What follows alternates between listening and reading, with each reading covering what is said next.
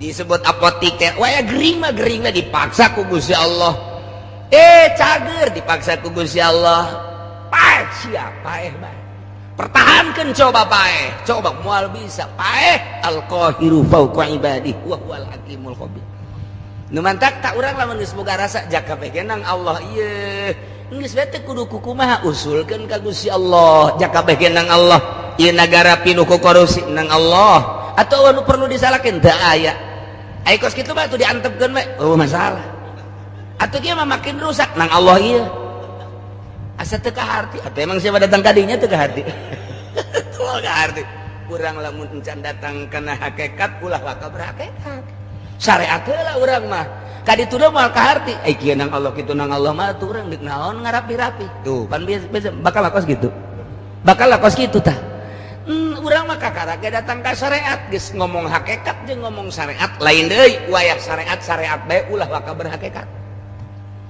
sebab naon sebab lu ngomong kos kitu bang geus teu perlu dahar asal maca subhanallah sabab urang mah mun maca subhanallah tambah lapar sepan urang mah ieu ngaji kakara ditambah sakiki geus deuleuan jam bae beusi teu kaburu ngantri cak kene ye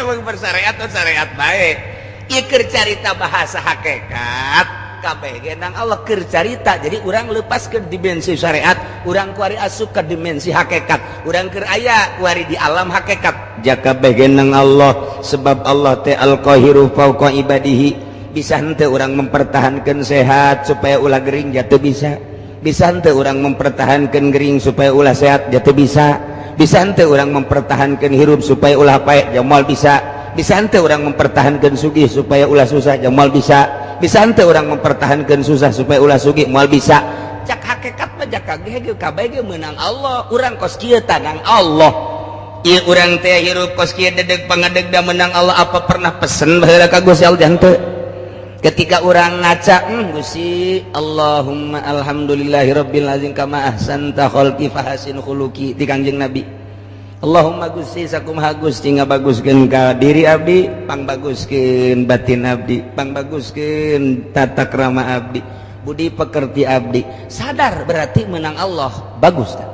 Ketika urang ngaca aya yang hideung amat jah oh hideung aja pengek deh beda jeung batur cak Allah teh isian nang pamere aing lain syukuran kunaon hideung-hideungan aya tah geus beda begitu urang ngaca je pendek ya aing mah tapi suku gede suku bae nomor 45 aing mah oh tah masa kumaha naon atuh eta iki amat Allah nyieun ka aing nah bahaya geus bahaya tah iya hakikatna menang Allah jelema ibadah nang Allah jelema maksiat ge menang Allah cak ahli hakikat urang kuari ngomong di syariat moal akur tapi urang pindah heula ka hakikat bakal akur bae jaka bege nang Allah ieu nu mantak urang lamun berangkat ka Allah make usolli keneh bae moal jadi wali-wali naon sebab boga ngaku diri aya usolli fardhu zuhri salat kaula karena fardu zuhur moal jadi wali datang ke kiamat gitu. Naon sebab ngaku bahwa diri aya. Ai wali mah geus bisa ngaleungitkeun pengakuan diri aya. Eueuh nu aya mangan Allah. Aju kumaha teu usolli sasar sia. Jadi amin rais ya ka ditu.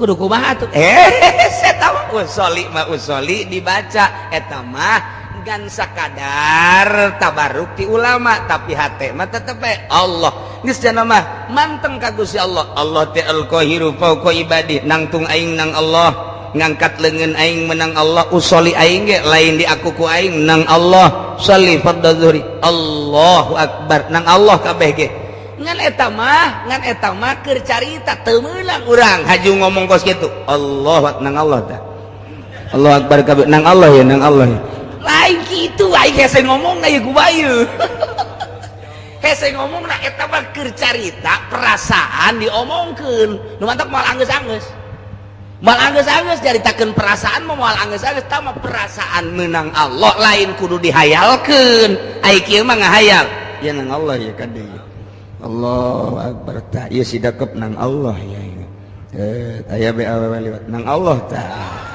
nang Allah tah eta jadi pokok ada salat nang Allah ieu mal beres ya ieu mah rarasaan teh ya babarengan jeung Allah. Innallaha ma'ana teh ya karasa ku dirina naon kitu kana huwa aqrabu min hablil warid ya eta teh karasa. Jadi caritana ngaji rasa hakikat ngaranna geus lamun geus datang ka dinya kabeh ge asanang Allah. Kulluha al amakin kulluha arfa. Naon sebab kabeh ge keur deukeut jeung Allah. Iraha bae di mana bae. Nu mantep nya nama salat ge teu ngatur. Teu ngatur wali mah salat ge. Aya teu salat-salat nya mah kieu bae teu salat-salat nya nama. Mantep beusi di lebur aya teu salat-salat. Rante. Tuh, kos kitu. Iya, kos kitu bae nya nama. Aja nama hayang ka Arfah bae bisa. Ngalengkah doang ngalengkah jadi Arfah. Ngalengkah doang ke Mekah. Wali mah mual aya wali henteu bisaeun ka Mekah setiap Jumat. Dikudukeun wali mah mun endek dibere bisa unggal sajumah sakali ka Mekah. Wali mah kitu bae di pamana gua. Wali mah kitu bae nya nama bisa. Nya nama besi endek ka Mekah tok bae. Cenah dek muru salat Jumat ye bisa bae. Besi eueuh ke imam urang di lembur eta keur ka Mekah. Sehingga eta prakapangi di hotel. Eta geus kitu. Nya teh ka Mekah teh deketnya saku Allah dibere ilmu toy dideketkeun tek ngalengkah. Da eta lah wali Allah teh asal geus diangkat jadi wali. Wali teh rupa-rupa.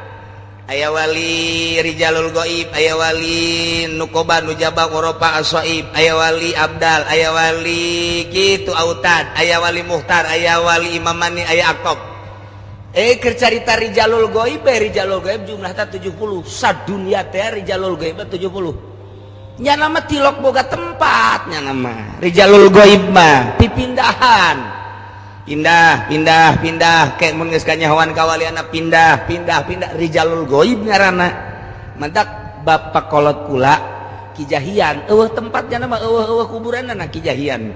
Kula boga emak ibu ngaranna kitu hajah nihaya, boga abah boga bapak ngaranna Kiai Agrat teh boga bapak ngaranna Kijahian. Tak Kijahian teh kuburanana nya nama pas tengah peting jam hiji dikumpulkan santri dikumpulkan pemajikan dihudangkeun jeung anak-anakna can baraleg kabeh. Aya naon ieu dihudangkeun deuleu coba ti luhur tepi ka handap.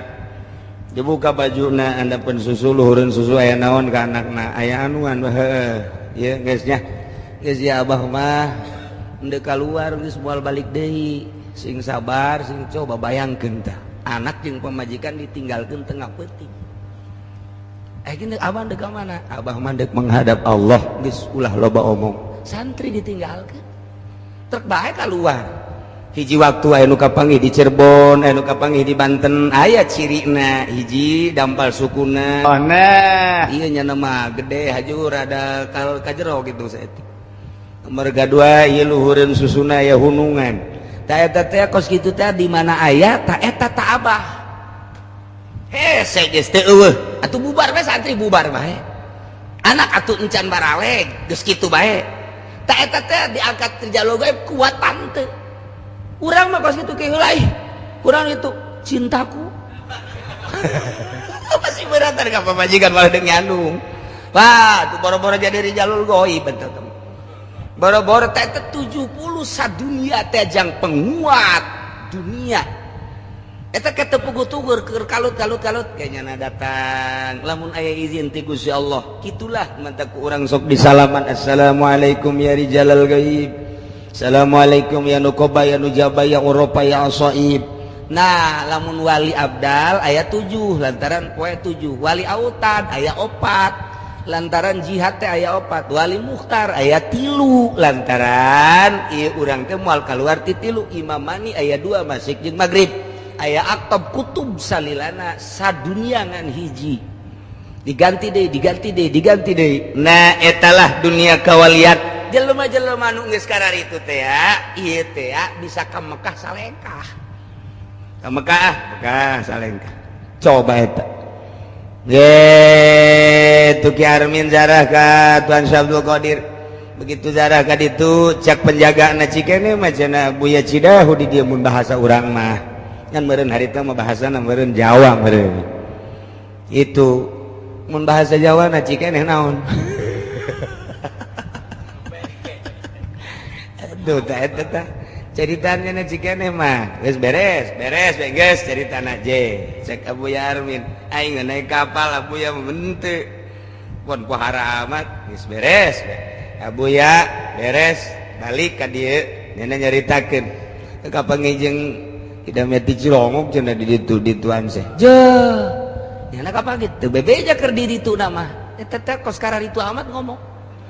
Taju ditanya, pan muridna kapanggih jeung Abuya Dimyati muridna kapanggih di Baitullah, kapanggih di Baitullah. Begitu datang ka dieu, "Mama, Buya, kamari teh kapanggih?" "Henteu, sia salah meureun lain aing." "Henteu nya nama teu ngaku." "Henteu ngaku." Aya Haji Napi kapanggih jeung almarhum Abah Haji Napi kapanggih jeung Albah ngaranna Haji Napi mukimin di ditu. Kapanggih jeung Abah keur tawaf di dieu. Nyana turun ka dieu bebeja. Ai kiai teh harita ka Makkah jeung saya. Kapanggih iraha. Ih berarti kan kapanggih henteu bohong sia lain aing. Teu di aku. Urang mah lamun we kapanggih jeung watuh aing teh. Oh eta aing. Urang mah nu lain jadi aing-aing.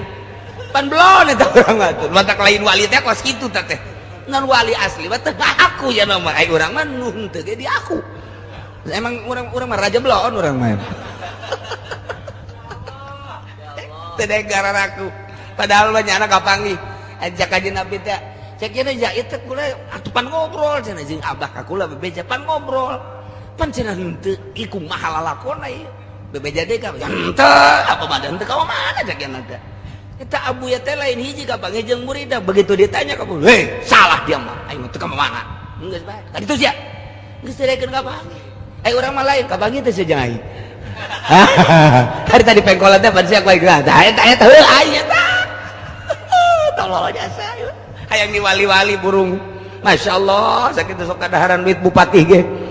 Moal aya wali ngadaharan duit di pemerintah moal aya haram teh nisbat di wali mah. Moal bisa hiber ge ragag nya tuh. Ya Allah ya Rabbi. Nah iya kayak cerita wali anu datang ke Mekah insyaallah ke urang sambung deui sebab ieu can anggeus wallahu a'lam.